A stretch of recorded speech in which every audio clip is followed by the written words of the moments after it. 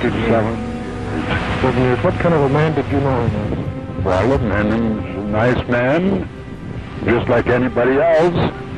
The only difference, I'd say, in the man, he seems to be a little high. Plainfield, Wisconsin, a small town in the heart of the American Midwest, was aptly named. In 1954, it consisted of a few farms, houses, and stores, and a bar called Hogan's Tavern. But in December 1954, the bar's owner, Mary Hogan, mysteriously disappeared. A local farmer stopped by for a drink and found the tavern deserted. There was dried blood on the floor and a spent rifle cartridge nearby. Police combed the area, but came up with nothing. Mary seemed to have vanished without a trace. The police was certain something had happened to her. Then Ed Gien, a shy man in his mid-50s who had lived alone since his mother's death, told a local farmer that he knew where Mary was. The farmer didn't believe him. Almost 3 years passed. Plainfield was a hunting town, and its deer season fell in November. Ed Gien had been brought up on a farm, but did not hunt. Instead, in November 1957, he went to the local hardware store. He picked a new rifle off a rack, loaded it, and shot owner Bernice Worden in the back. Gien carried her body outside, tossed it in the back of her truck, and drove it back to his farm. But he was spotted. News of Bernice's disappearance spread quickly. A horrible crime like this committed in their midst. These were very warm people, friendly people, unsuspecting people. Police visited Ed Gien's farm and brought him in for questioning. He was evasive and contradictory. They were sure he killed Bernice Worden. Local residents grew frightened. I watched the late news at 10 o'clock, and the newsman said that there had been a murder in Plainfield, but they didn't say who or what kind or anything. So I ran across just a little driveway and asked Irene if she knew anything about it. And she said yes, that it was Mrs. Worden that was killed.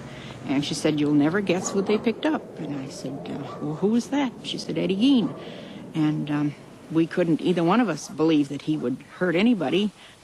And that was really all she knew. So we discussed it, and we just knew Eddie wouldn't hurt a fly.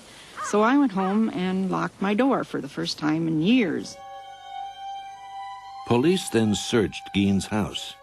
He lived in such squalor that they scarcely knew where to begin looking. They had a feeling they were not going to like what they found. The house had no electricity. Detectives had to use flashlights to find their way. They were shocked by what they found in an adjoining building. Hanging from the ceiling was the headless corpse of a woman, gutted like a deer. The officers picked their way through piles of rotting garbage, broken furniture, and filthy clothes. They soon found the remains of Mary Hogan, along with at least 9 shrunken heads and other body parts, which Gien had scattered throughout the house. Confronted with the evidence, Gien confessed to killing Mary Hogan in 1954 and Bernice Worden 3 years later. He also told police that he'd been digging up the graves of women who were long dead and eating parts of their bodies. Gien was found unfit to stand trial and was committed to a state mental institution in January 1958. But 10 years later, he was considered sane enough to appear before a court. After a week, it became clear he was anything but. The man known as the Plainfield Butcher was recommitted.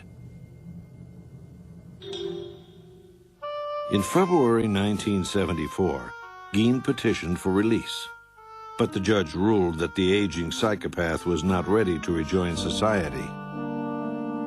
Psychiatrists thought that Gien's obsession with his dead mother drove him to murder and dig up corpses. He was looking for a substitute for the only woman he'd ever loved, even though she had rejected him as a child and despised men in general, especially Gien's drunken father.